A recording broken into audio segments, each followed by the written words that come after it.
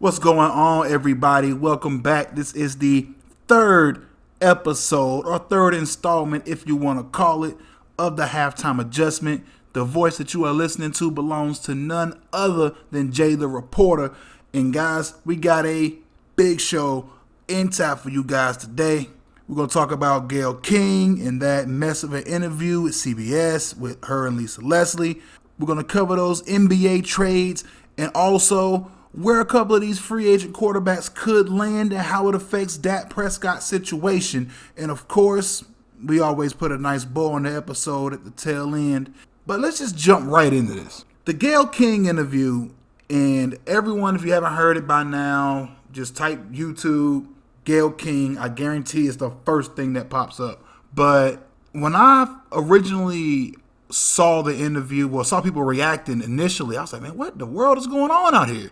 So I went to check it out myself because, I never take news at its face. I always got to go and do my own research. Blame me, whatever you want to do.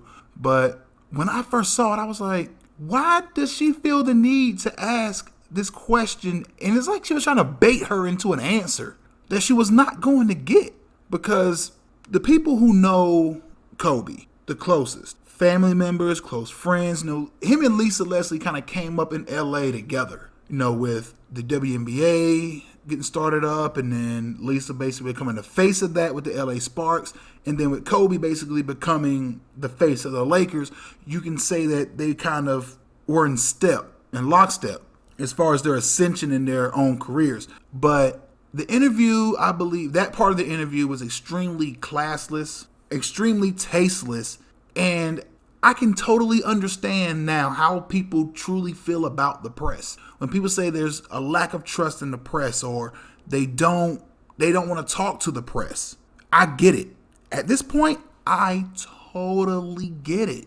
She clearly came asking those questions with an agenda in tow, and she wound up with nothing but egg on her face after that, and a well-deserved egg, might I add. At any point, when the interviewee has to tell you, whoa, hey, let's just let it go.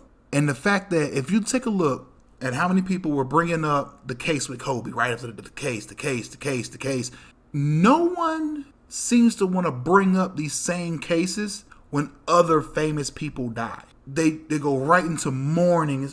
Like when Michael Jackson died, no one at that moment decided to bring up all the allegations at all. They wait. Now, granted, I still don't really buy much of that, but that's a totally different conversation, not necessarily one made for a sports podcast.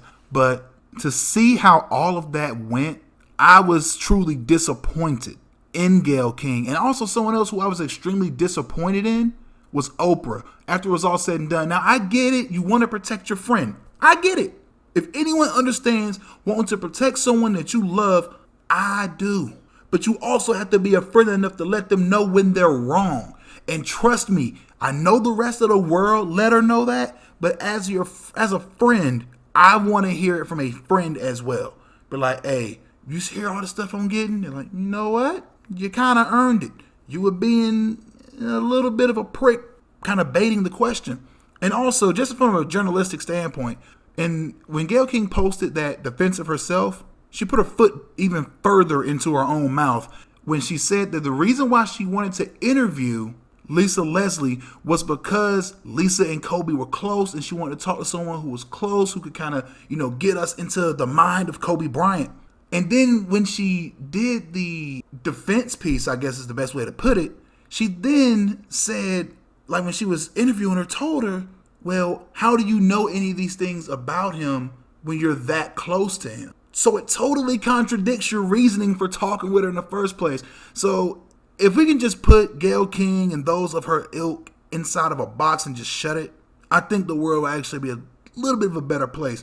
I've always been one on the journalistic side to not go for a narrative, but to go for the truth. I spent years in undergrad writing for the News Argus, Winston-Salem State University's paper. And I made sure that when I wrote a piece that it was actual, it was factual, and it was truthful, and it was bombarded with sources. Because the last thing I wanted was for someone to say, oh, nah, man, he he had an agenda writing this. You could tell by how his questioning, when he would ask us questions, you could tell how it was riddled with certain questions, like he was trying to bait us into him being able to write a certain kind of a piece. So for anyone right now listening who's an aspiring journalist, wants to be a journalist, let's do this job correctly and with integrity. And integrity was something that Gayle King lacked severely throughout that entire situation. Lisa Leslie handled herself like the queen that I know she is, and I'm more than proud of her, because anyone else would have probably flew off the handle. She handled it with grace, and I appreciate that. But guys, on the second part of the show, we're going to talk about the NBA trades and also where some of these free agent quarterbacks could land. Let's just get into that on the other side of the break. Y'all be hearing from me a little shortly.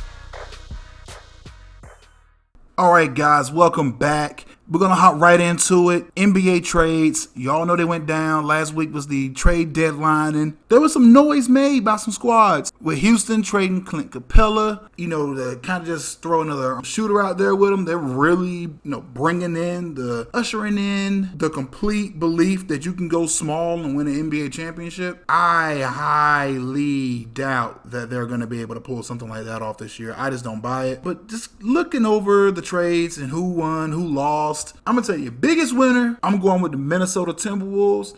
Getting the proper point guard to go alongside of Karl-Anthony Towns. D'Angelo Russell is that guy that can take that team and push it to that next level. Getting rid of a guy who honestly never really just fit. If you take a look at Andrew Wiggins is a little bit better ball player to me than Harrison Barnes. They are both kind of passive, a little stoic, kind of aloof a bit. Could fit really well in a system that just allows them to just be a guy. And we've seen people who are be a guy kind of players in Golden State when Golden State was healthy. When you had Steph, Clay, Draymond, you had the pieces around there to be like, hey, this team it's a group of guys that just play well together. The way they're building this team now in Golden State is reminiscent of that team that won their first NBA championship. Well, that first one with Curry. This team is very much trying to rekindle that flame, because you lose a lot of that when you bring in a guy like KD. Like I said, when they brought in KD, they basically gutted the roster. And then when guys get hurt, i.e. last year in the NBA Finals, it totally nullifies everything else that the team is trying their hardest to be able to do. It makes it harder when it comes to drafting guys, and they were really smart with these picks. They still have their first round pick this year and also the one next year. So the one next year they got from Minnesota. And it's a good chance that Minnesota makes the playoffs next year, depending on what moves they can make in the postseason this year, which is going to be paramount to how important that first round pick is. Because it could very well be another lottery pick. And then you're looking at the Warriors not just being talented up top, but also being young on the back end. So this could really carry over. Because keep this in mind, I know it seems like Andrew Wiggins has been in the NBA for a while, and yes, he has. He's still under 25 years old, ladies and gentlemen. So his best days are still yet to come. I believe that it was an even trade, but I still believe that the T-Wolves won it, mainly because of D'Angelo Russell and his playmaking ability. And when you get a point guard, you've seen what happens when you get a playmaking point guard alongside a big who is active. That creates match-up nightmares for a defense, especially a big like Karl-Anthony Towns who can step away from the basket, but it's even more dangerous at the hoop. So we're going to see a lot of lobs and a lot of D'Angelo getting to the cup and also getting to the free throw line. But that wasn't the only trade that that was the winning trade, but it wasn't the only one that happened over that week. To me, the losers, the Detroit Pistons, dude, what in the world? is Detroit trying to do? Andre Drummond is literally the last piece left from the team that made the postseason a few years back. He's like one of the few pieces, like key pieces. Notice there's some holdover guys, but he's like the last piece left there. So I'm not 100% sure if that was a move that they were just making to say, you know what, we're going to just cut bait, we're going to start over, we're just going to gut it. They move him over to Cleveland, and Cleveland still doesn't know what they're going to do. I mean, I'm assuming the reason why they're doing this is because you know that Cleveland's not going to re-sign Tristan Thompson, and they're going to look to move off of Kevin Love. So eventually, Cleveland's going to have to do something. I know they're going to get another high pick this year. They're guaranteed to pick in the lottery. So is Detroit. So we're going to see exactly who gets what here. I mean, clearly it's only a two-team division anyway right now, with Indiana and Milwaukee just running it. Chicago doesn't really know how to win yet. They have a very talented team. They just don't know how to win yet. Give that team maybe another year before you blow that up with Zach LaVine and start over. But I don't really know exactly what Cleveland's building toward. I don't know what Detroit is building toward. Because keep this in mind, Detroit just 2 years ago had a lot of potential. And very well, if they would have built upon that, could have pushed themselves to be not necessarily a dominant team in the East, but a 6, 7 seed. I could see that. But another team that made some noise that no one's really looking at, I really wasn't looking at a lot, they're not really grabbing a ton of headlines. The Miami Heat made a move by adding Gallinari, Iguodala, Jay Crowder. That was pretty big. Now, Memphis, who they made that trade with, I believe got better for the future. They've got Justice Winslow, a good swing guy, someone who can play really well off of John Morant. And I think that's what they're looking for, guys who can play well off of your ball-dominant point guard. So that's a pretty big move to kind of make. I mean, moving off of Iguodala, and a lot of people are really upset about the moving off of Iguodala, but if you're Iguodala, I would want to be in a spot where I have a chance to win yet again. Memphis, are they a playoff team right now? Yes, they're the 8th seed in the West, but that's just right now. I still think they're going to hold on to that. Maybe San Antonio jumps in there. Depends on how well they can get it together. I mean, they really have struggled this year. But I believe Memphis, the way they're building, is going to be amazing. It's going to be amazing. I love the move of Justice Winslow. I love the move of getting younger while not getting worse. And that is something really hard to do, especially in trades. It's not just to get better, but also to get younger. They did a great job on that. Now that basically covers the NBA trades outside of the Clippers, who got not even a little bit better, but a whole lot better by adding Marcus Morris. It was a good move for them. It was a good move for them. But I'll go on a limb and just say they needed to make a move. They made a move. It was a perfect move for them. Now, the Lakers probably still need to make a move in free agency. They are courting some guys. I can see it happening. You know, maybe a Darren Collison can make a comeback. We were also hearing maybe J.R. Smith, just so they can add another guy who can just get you a bucket and add some depth to it, some high energy. You know, some guys, they're not going to log major minutes. This isn't J.R. in Cleveland. It's not going to log major minutes. It's not the Darren Collison of old, but I still think it could work. Now, we got some big-time free agent quarterbacks in the NFL. Tom Brady, Phillip Rivers, and I'm going to throw Dak out there because he's not under contract. Now, they are assuming that he gets franchised. That franchise tag is worth about $35 million. The new CBA is going to increase the salary cap, I think, to the point where you can possibly give Dak about a $40 million contract. Now, do I think he's a $40 million quarterback? No. We saw what he was without his running game, without Zeke. We saw what the team is when he has to throw the football. This is a 8-8 ball club when it's Dak's team. This is a 10-win ball club when it's Zeke's team, and Dak is assisting him. Now, you saw how good the Cowboys can be. Last season, when they played the Rams, it was not the Rams, but the Saints. When they played the Saints, it was the best game I saw them play all year long. Defensively, offensively, they were consistent. They made the perfect moves. I just don't think that Dak is necessarily the guy who you want to tie up a lot of money in. But you also have to understand that this is also a team that's in win now mode, and you kind of can see why. I mean, Philly's going nowhere, and they're only going to get better. They're only going to get healthier. This is a team that won the division, had 2 healthy wide receivers after week 17. 2 healthy wide receivers, meaning that this team didn't have a playmaker and still made the postseason. Now, the free agent quarterbacks, of course, Tom Brady, Phillip Rivers. Where are they going to go? Everyone's asking, where are they going to go? Brady. There are only 3 spots that I believe Brady can go. 2 of them you kind of already know. They've been talking about it. You can either stay in New England or go to LA. The third one? How about the Dallas Cowboys? The O-line is there. The wide receivers are proven. The running game is proven. The defense can make plays. It's not the 2000 Ravens defense or the 02 Bucks. It's not that good, but it still is a good defense. Good enough to win you a Super Bowl kind of a defense. If you give the Dallas Cowboys Brady, even Phillip Rivers, I believe, can possibly take the Dallas Cowboys further next season. Just next season, but further next season than what Dak can.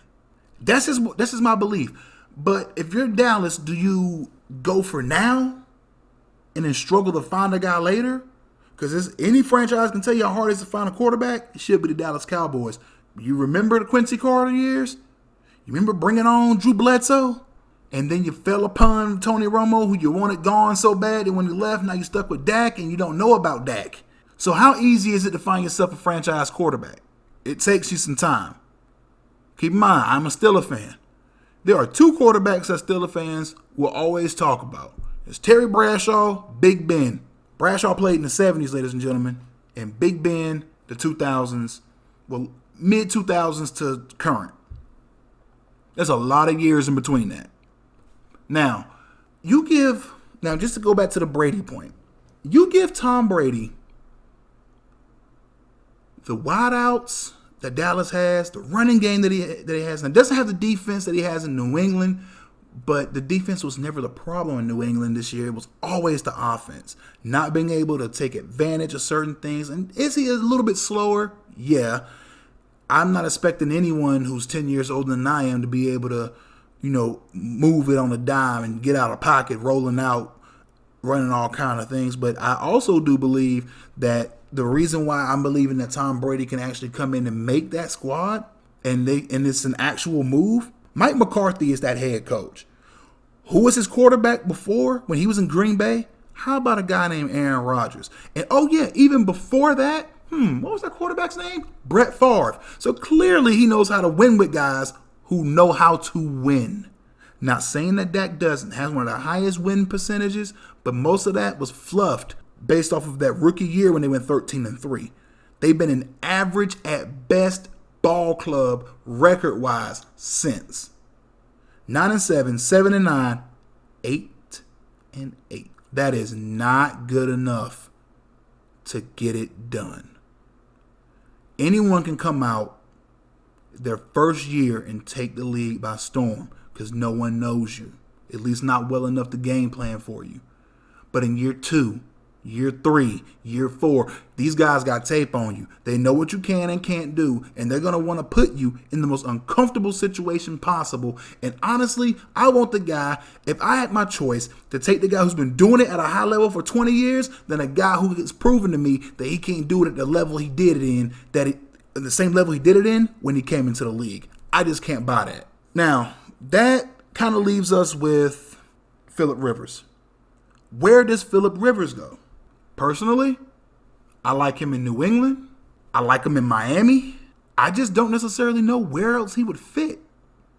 And honestly, who else needs him? Maybe Tampa Bay, but it's only going to be for a season.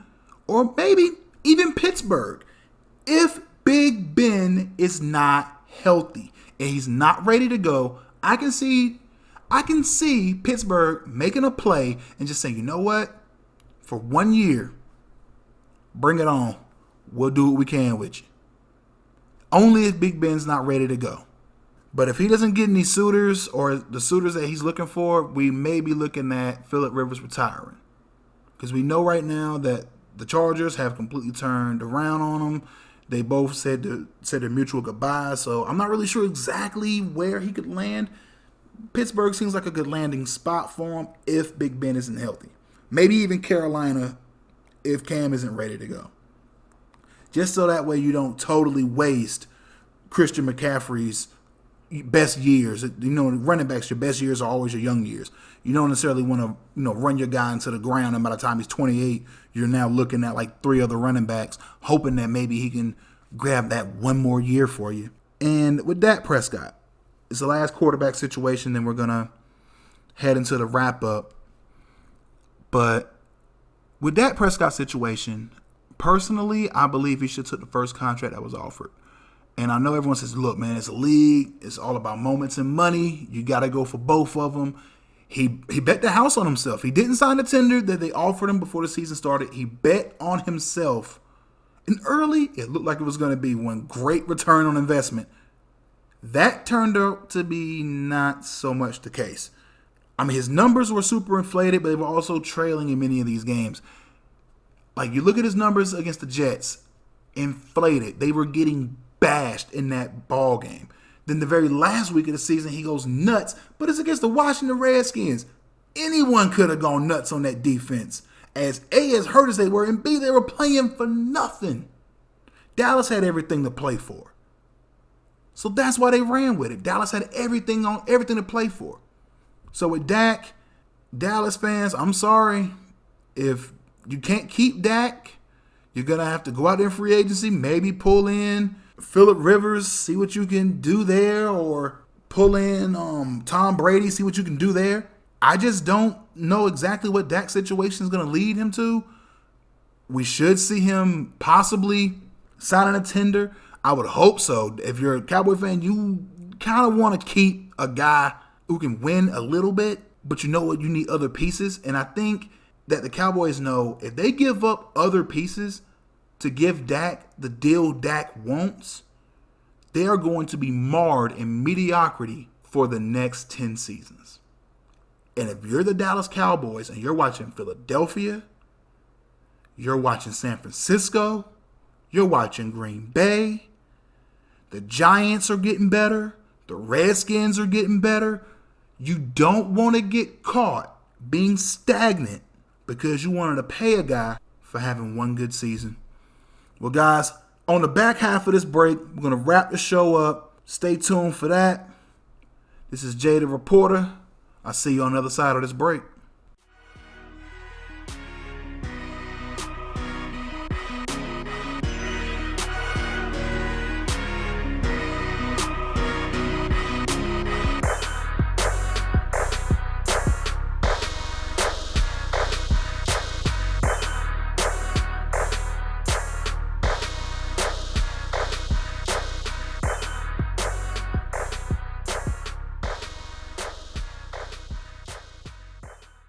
All right, guys, this has been yet another episode of the Halftime Adjustment. My name is Jay the Reporter, and I just want you guys to do a brother a favor.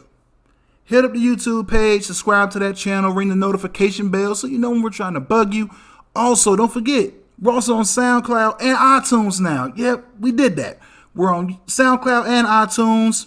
Go to those, subscribe there if you can't get us on YouTube. Also, follow us on Instagram and Facebook where we do post to both of those. We post polls as well as on this day, kind of letting you know, hey, on this day, this happened in sports. And sometimes you can find a little nugget, even about some more obscure sports. So we're going to be posting some things like that on there just to kind of, pique your interest, kind of educate you a little bit on a little bit of the sports tip.